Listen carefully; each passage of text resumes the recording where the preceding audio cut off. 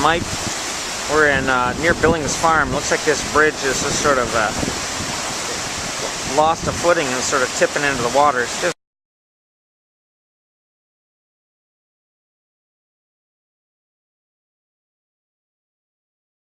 while I run a business, you know, in some ways it's just stuff. And I really got emotional about seeing people who I know lose more of their personal lives stuff, which is, I think, much more poignant and just important. We rebuilt and we're okay. But it's some of the lesser fortunate people that lost many things. We had a staff member that lost a trailer and car and wallet and everything. Throughout this whole thing, that's what struck me more than businesses. You know, the business is my life, of course, but you know, my home wasn't affected, and that was the biggest thing for me. I had 4 words that were kind of my guidance. I had disaster, devastation, essential, and critical, and they were my matrix. We had a lot of people whose businesses were impacted.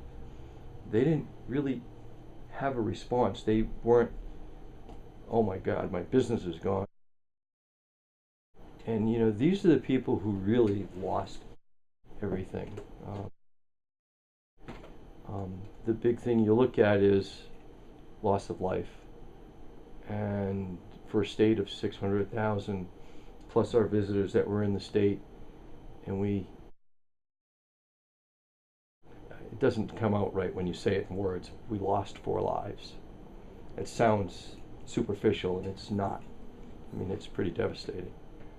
But in a storm the magnitude that this was, that's all we lost in lives. We lost a lot of stuff. We lost a lot of time, but, you know, we're still here. And that's huge. It speaks volumes for this state and the people in it. I also have been working with a family that lost everything, including the land that the house sat on. And Go Habitat, there's a great collaborative project going on in Bridgewater right now, rebuilding a home for those people. But even those people that lost everything, they weren't as bad off as their neighbor. Every applicant I would talk to would say, I don't need all of that. Give more to that person. And there was something about that resilience and in combination with the generous spirit of people that had been through so much that this woman said it to me again last night, family of 4, lost everything. She said, I don't need that much. I just want a bed for my kid to sleep in. Barnard didn't suffer scarcely any of the personal loss that has been mentioned here already, luckily. We really were pretty much limited to catastrophic infrastructure loss.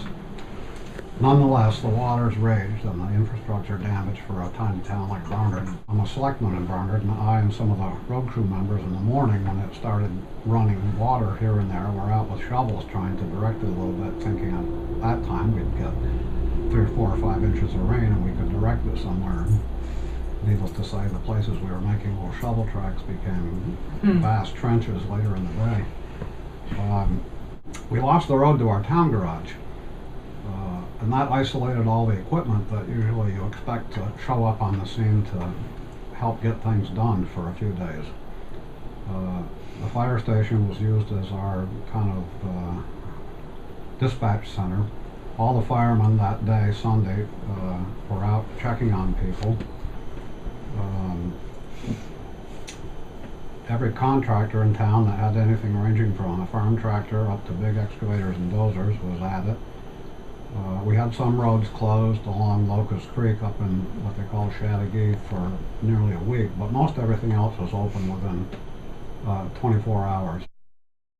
The contractors continued to show up and we got things done, and after about a week had gone by, or a little less maybe, I remember one man saying down at the fire station, I think it was one of the old selectmen, that, you know, it's absolutely amazing. We've got men riding around in trucks laughing and having a beer that haven't talked to each other for 10 years. So that's one of the stories that stayed with me, and I'd like to tell you that spirit has remained in Barnard, but I noticed the other day somebody that formerly didn't wave to me, again, is not waving to me. Maybe 5 days after the storm, when the road to Plymouth was finally open. So we have 3 roads into town and they were all closed.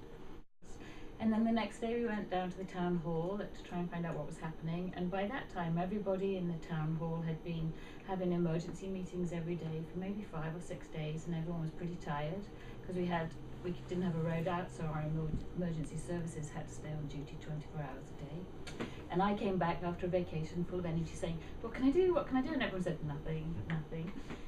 And then somebody said, well, I think the FEMA people will be coming soon, so you maybe just set up an office for them. So we have a school that's not used, and we set up computers, and 2 of us, a second homeowner, and I set up this office, and then got lots of volunteers, and we had absolutely no idea what we were going to do. But we turned into the recovery centre for Plymouth, and people like Susan just came every day and said, I have a hole punch. And one day we said, she said, we said, we need a hole punch. And she said, I've got a hole punch. And she walked down to the house, which has got like the whole side missing, picked it up off the shelf, said, here's my hole punch. What I'd like to talk about is not what I've lost, but what I've found. Because what I lost was stuff. And what I have found is kindness and compassion and caring from people not just in the immediate community but all around.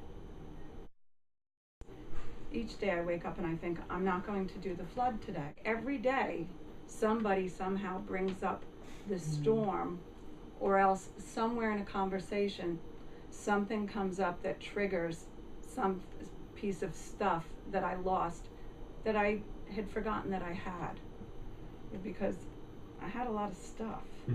And you know, I don't have it now, and it's all okay, because what I have found from the human spirit is much greater than any of this stuff. So we went up there at noon the first time and stood on the bridge until I said to Dave, I don't feel very safe here. Kept going back and looking, and the water's higher, and the water's higher, the water's coming over the bridge.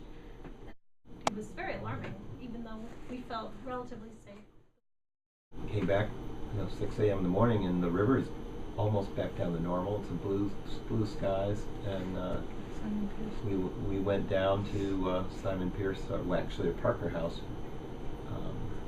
and just started shoveling.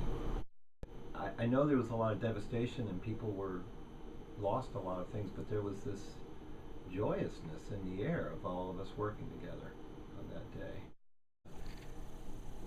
Our Governor Shimlin talking with Governor Christie in New Jersey, because they were flooded as well. And Christie said, how are things going? And Shimlin said, well, you know, and Christie said, well, they're kind of slow here, but we're trying to get organized and get things done. And how are things going in Vermont? And Governor Shimlin said, well, they're going pretty quick. And there was a pause, and Christie said, well, how's that? And Shimlin's answer was, everybody owns a backhoe.